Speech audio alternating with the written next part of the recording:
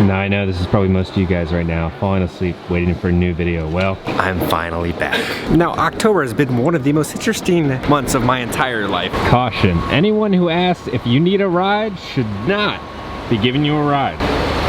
You need a ride? Sure, why not?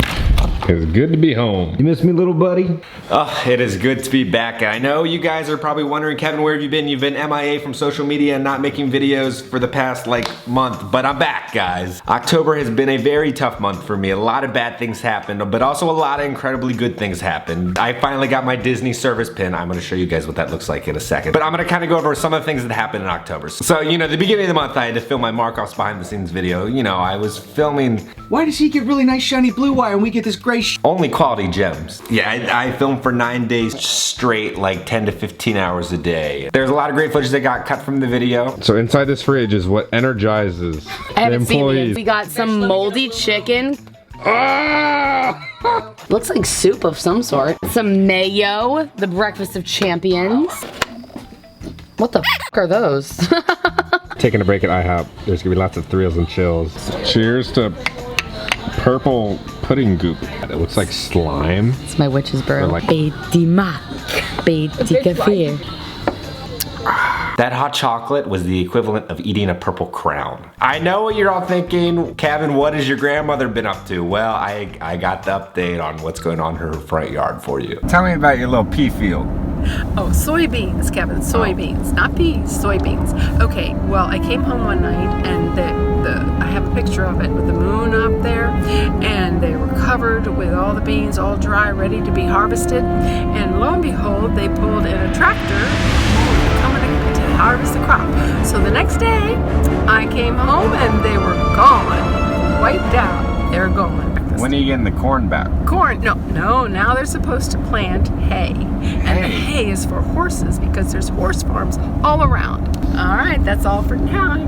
Bye. Now, Busch Gardens invited Allison and I out to Hollow Screams, and they gave us this front of the line fear pass, so you get to, it's pretty much a fast pass for all the houses and all the rides. And I've never been to Hollow Screams, so I was really excited to see what it was gonna be like to compare it to Halloween Horror Nights. Allison and I are currently at Busch Gardens. We're switching up. We're going to Hollow Screams. It smells like French toast sticks over here. But there's currently a storm coming, just a little one. Now, in typical Orlando fashion, a storm came out of nowhere, and it just wasn't any storm. It was like a tropical storm. It was just raining and raining. This is how rainy everything is. We're literally in a hurricane. I haven't been this wet in a very, very long time. We didn't let that ruin our date. We kept on going. We went to go have a fun, spoopy time. We tried to ride one of the roller coasters. Oh, it's all wet.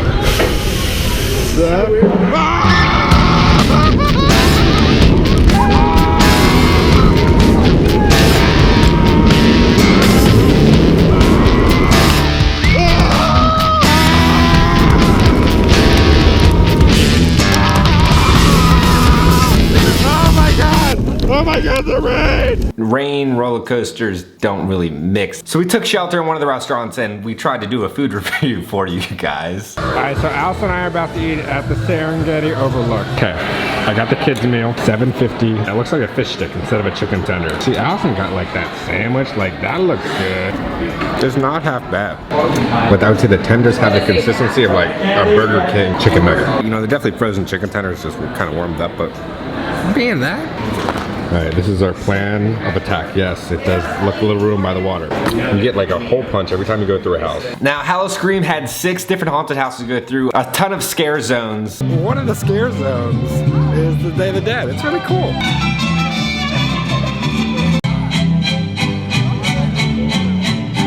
Look at these projections they have. It's like zombies crawling on the wall. Oh, what?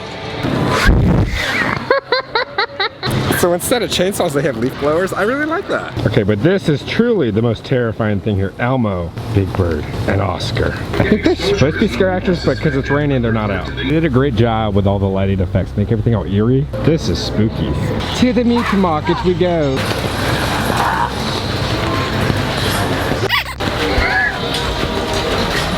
What's your favorite part of the pig to eat? The toilet toss? What's the point of this game? What do I have to do? Stand behind this line. Okay. You have to throw it in the toilet. Somebody definitely missed the toilet right there. Hey! I have gotten budget goofy. Yep. Thank you, sir. Now, not to throw shade, but this one scare zone has more props than the whole Zombieland scare zone at Universal. So I'm sorry, Universal. Your Halloween Horror Nights this year was a little rough when it came to the streets. But so the first house we went into, it was called Insomnia. First house of the night, we just skipped the entire lot. There's no doctors here. Oh! Hi! Oh! Okay! Why are you sucking me? Which was just kind of like a mental hospital, and there was just so much craziness going on. What the? You okay?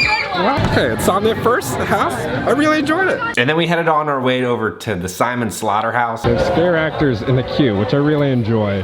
But I'm glad we were skipping that giant line. Have fun waiting, everyone. The house is interesting. It was just super dark, just loud noises. Didn't really impress me. I know Allison really enjoyed it. Really dark in there. A couple good scares. I liked Insomnia a little better. Oh, hello? Demi? Then we did like the Black Spot, where it was like Pirates themed. Don't keep Silas waiting. Scalaway. Please help me. Sorry. Get me out of here. Sorry. Please help me. Sorry. Don't leave me here. Please help me. Give me your f***ing money! It just smells like an old man's mouth in there.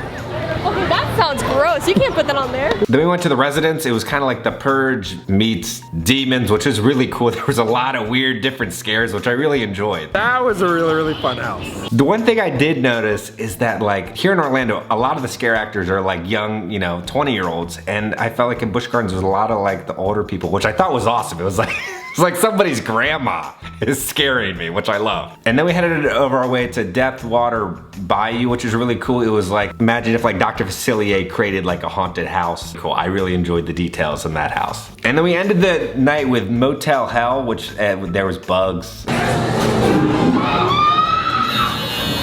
God, look at the baby. It's a bug, because there's all the bugs inside. You know how I'm not a fan of bugs. Just woke up, and there's a big ass cockroach in the living room. Oh, its little antennas are moving. I got it. But all in all, I really enjoyed our experience. I was very impressed. Like I went in with the expectation and it far exceeded my expectations. One negative thing, it was kind of really hard to find the houses throughout the park. They weren't really labeled well. Universal does a great job of labeling like their houses and where to go, and these were a little confusing. So I guess the real question is Halloween Screams comparable to Halloween Horror Nights? Yes and no. See, Halloween Horror Nights has the incredible budget and it's very, very scary. Halloween Screams had a lot of fun.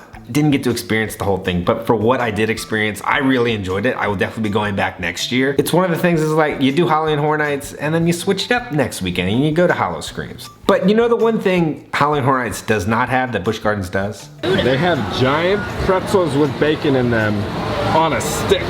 Look at the size of this. It's like a giant rotisserie chicken. Oh my God, there's so many calories in that thing. And now guys, the moment I have been waiting for 3 years, I got my Disney service pin. Now, a lot of you guys have followed my Disney career. It's been a very interesting one. You're supposed to get a service pin after working for Disney for a year, but I've been working for them for 3 years. So you're probably thinking, what, Kevin, why haven't you gotten the pin yet? Well, so, I did the college program for a year. I worked at Hollywood Studios and I worked at Epcot, but they don't really count the college program, so it really doesn't count towards your seniority in the company. Then I came back working third party for Disney for Typhoon Lagoon, ESPN, and Blizzard Beach, and they don't count third party either towards seniority. Then after 2 years, then I came back officially to the company and I opened Sebastian's Bistro as a server assistant, and then I moved my way on to Grand Flirting Cafe, and then I didn't really tell you guys, but a lot of you guys met me here, but I ended up working up at Citricos, which is a fine dining restaurant at the Grand Floridian as a server assistant. I loved it. It was incredible, but sadly, I no longer work at Citricos because I have been training for a new location for the past month. I have another month of training. I will announce to you guys soon where I'm working. I'm really excited about this new location where I'm working as a server assistant for Disney. It is gonna be incredible. I'm gonna show you guys the pin. I'm gonna show you everything that they gave me. Now when I hit your hire date, they make a big deal. All the managers come out, all the cast members congratulate you. They hand you this little certificate, congratulations Kevin, 1 year. Then they hand you like a little envelope. Let's see. Ooh, there's a little Mickey right there. Here we go, here we go. Bam!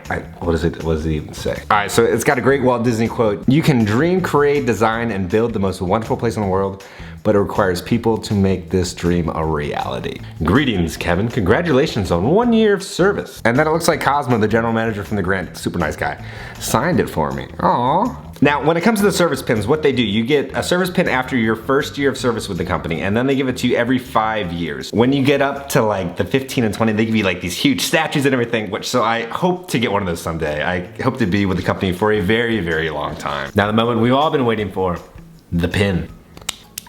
There we go, it's nice and secure, and bang, that is what 3 years of hard work looks like. It is good to be back, guys. I have a ton of videos I have to edit for you, and there's so many things planned and things that have happened. That's right, as all the other YouTubers like to say. Yo, I got some like really big things coming soon. Make sure to like, subscribe, share. There's some cool things about to happen. I promise. Me being gone will be worth the wait for what's about to happen. I will see you all next Thursday. I promise this time.